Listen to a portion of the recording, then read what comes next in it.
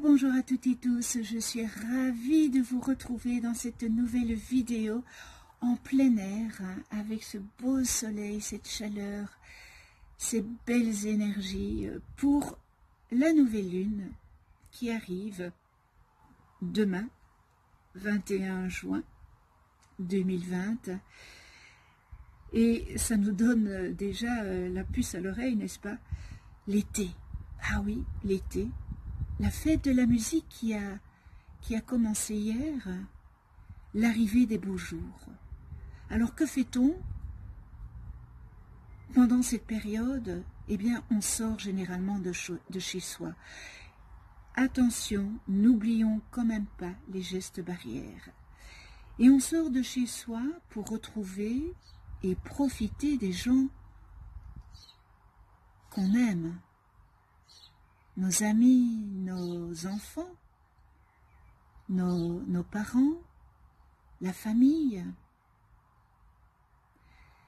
Vous l'aurez deviné, cette lune se présentera sous le signe du Cancer.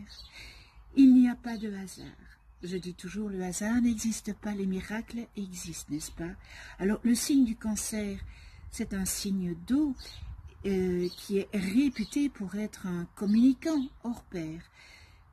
Famille, amis, personne ne résiste à son humour et à sa réelle intelligence. Attention tout de même à ne pas le vexer, car le Cancer, ce sont les boudeurs en chef du zodiaque. Allez, ne vous vexez pas, n'est-ce pas, mes chers Cancers? Alors, ce cycle sera un cycle quitte ou double. La Lune se placera en maison 11 en France. Il s'agira donc de regarder vers l'avenir, le renouveau, la liberté et surtout vers nos rêves. Mais attention, certains aspects contrariants vont entacher les 2 semaines à venir pour certains signes. C'est-à-dire nos amis Gémeaux, Balance et Capricorne. Ce n'est pas parce que vous n'arrivez pas à communiquer, n'est-ce pas, que tout le monde vous en veut. La planète Vénus, vous savez, cette planète qui gouverne les sentiments, eh bien, sera justement dans le signe des Gémeaux. Vous avez donc toutes les clés pour vous libérer de vos ruminements incessants. Mais ce nouveau cycle apportera l'été dans tous les domaines de certains petits chanceux, notamment les signes d'eau comme les Cancers donc, mais aussi les Verseaux et les Poissons. Alors ces derniers l'ont bien mérité, vous savez, parce que vu les mauvais jours qu'ils viennent de passer, ça va les soulager un peu. N'oublions pas aussi les Taureaux et les Vierges qui seront les pipelettes de ces 15 prochains jours, tant ils auront d'interactions sociales. Un cycle donc qui se place sous le signe de l'émotion et du renouveau. Ce sera aussi une éclipse, la plus belle éclipse annulaire de la décennie, qui formera un anneau. Cette éclipse formera un anneau de feu dans le ciel, ce 21 juin 2020, moins de 9 heures après le solstice de juin. La nouvelle lune apparaîtra avant de passer devant le soleil, formant ainsi l'éclipse solaire annulaire dite anneau de feu, la plus impressionnante de la décennie. Cette nouvelle lune qui se présentera dès 5h52 ce dimanche 21 juin 2020 sera surtout soumise à une éclipse solaire, n'est-ce pas, comme je vous le disais plus haut. Cet événement intervient lorsque la lune, généralement pleine ou nouvelle, n'est-ce pas, se place devant le soleil et en occulte la vue. Ce sera la première de notre année 2020 et sans hésiter la plus puissante. On entend souvent, n'est-ce pas, parler de l'influence de la pleine lune. Mais bien moins des bénéfices et des inconvénients de la nouvelle lune. Pourtant, cette phase est tout autant, si ce n'est plus, soumise aux énergies. Elle représente le moi, vous savez, le moi, les sentiments, la renaissance, le changement de cycle. De ce fait, eh bien, on l'associe souvent au chiffre 9, qui représente la naissance. Mais cette nouvelle lune qui se présentera dès 5h52, ce dimanche 21 juin 2020, sera surtout soumise à une éclipse solaire. Alors, astrologiquement, l'astrologie intuitive, par Thanas, eh bien, l'éclipse solaire du Cancer, solstice de juin 2020. Prenez une grande respiration. Respirez ce moment, ce temps. Laissez-vous aller. Respirez les vents de changement qui ont agrémenté votre vie. Ils ont été durs, mais ils ont aussi contribué à vous ouvrir, à vous approfondir et à enrichir votre vie. Cela vous a été salutaire. L'éclipse de soleil de cette nouvelle lune en Cancer est la plus puissante de l'année. En effet, elle tombe quelques instants après le solstice à 0 degré de Cancer. Et les degrés 0 de tout signe du zodiaque sont puissants, car ils représentent le champ des possibilités infinies. Mais les degrés 0 de Cancer se trouvent également être l'axe global, un point hautement chargé dans le ciel cosmique. Une éclipse solaire de nouvelle lune sur l'axe global indique l'ouverture d'une nouvelle ligne temporelle, d'un nouveau monde et d'une nouvelle dimension de l'être. Elle représente un point dans notre histoire, mais aussi dans nos cœurs, où un nouveau monde a vu le jour. Et ce nouveau monde est en train de voir le jour. C'est une énergie puissante qui ne se contente pas d'aller et venir le jour de cette éclipse, n'est-ce pas? Nous la sentons se développer avant et nous la sentons se développer pendant longtemps après. En effet, les étapes et les choix que nous faisons autour de cette éclipse ont le potentiel de durer pendant de nombreuses années à venir.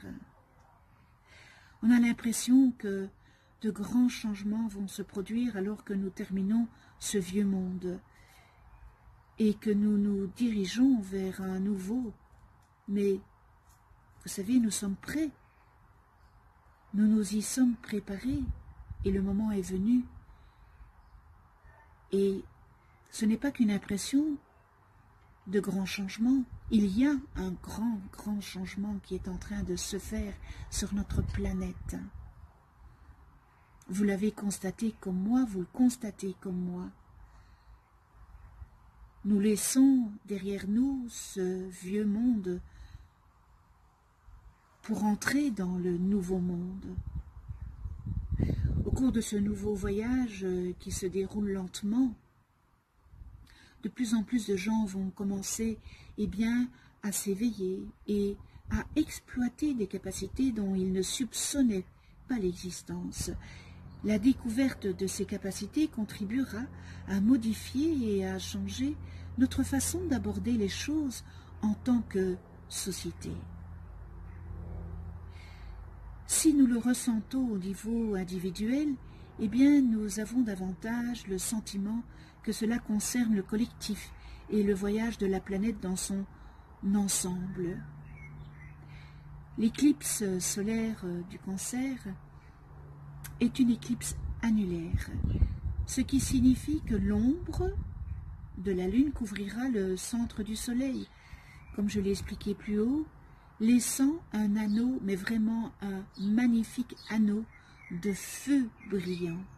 Et cet anneau de feu, eh bien, il est un symbole. Il est vraiment un symbole de création, mais aussi de destruction. Parce que pour créer, il faut savoir détruire. Pour recommencer, il faut savoir faire table rase. L'ombre sombre de la Lune représente les douleurs et les luttes du passé. Vous savez, la partie sombre et la partie lumineuse. Mais aussi un ventre au potentiel infini qui attend de donner naissance à une nouvelle création. C'est pour cela que l'anneau de feu est le symbole de la création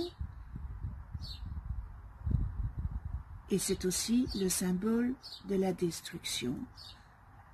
L'anneau de feu représente le combustible, n'est-ce pas, nécessaire à la naissance de cette création, mais aussi la libération qui doit avoir lieu pour que cette nouvelle création puisse naître. Donc il faut se libérer de quelque chose. Et c'est ce qui est en train de se passer dans le monde. En chacun de nous se trouve ce vide sombre, cette ardoise vierge de la création qui attend de donner naissance à quelque chose de nouveau. Mais d'abord, en premier lieu, nous devons brûler. C'est la première chose que nous devons faire, brûler, raser. Nous devons faire fondre tout ce qui n'est plus nécessaire, tout ce qui ne nous convient plus. Arrêtons de s'accrocher à des choses qui ne nous conviennent plus. Cet anneau de feu qu'est l'éclipse est comme un carburant pour le dessein de notre âme et la mission de notre âme. Soyez à l'écoute de vos désirs, laissez votre feu intérieur et votre passion vous guider, puis fixez des intentions sous cette éclipse. Visualisez ce que vous aimeriez attirer dans votre vie. Pensez et visualisez. Qu'est-ce que j'aimerais dans ma vie à l'heure actuelle?